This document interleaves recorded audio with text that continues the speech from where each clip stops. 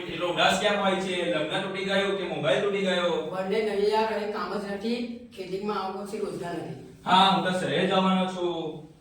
આવો ભાઈઓ આવો, અહીં ટ્રાફિકની નોકરી અને મકાન ભાડું બસ આકાશ જેટલું. હું ગામ છોડીને અહીં આવ્યો છું રોજગાર માટે. અરે વાહ, તમે મારું સ્થળાંતર કરી આવ્યા. હું તો બસમાં આવ્યો છું. તુએ જે કર્યું એને સ્થળાંતર કહે છે. એટલે જ્યારે વ્યક્તિ રોજગાર, શિક્ષણ કે અન્ય કારણસર એક સ્થળ છોડીને બીજા સ્થળ જાય ત્યારે તેને સ્થળાંતર કહેવાય.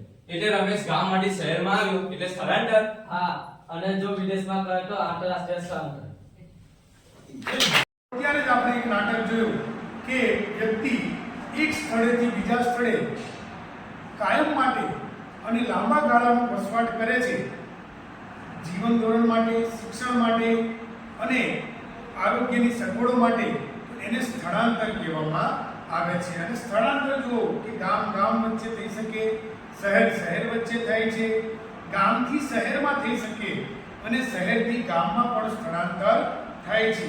અને દેશની અંદર એક રાજ્યથી બીજા રાજ્યમાં જ્યારે આપણે સ્થળાંતર કરીએ છીએ, દાખલા તરીકે ગુજરાતથી મહારાષ્ટ્રમાં, તો એને આંતરિક સ્થળાંતર કહેવામાં આવે છે.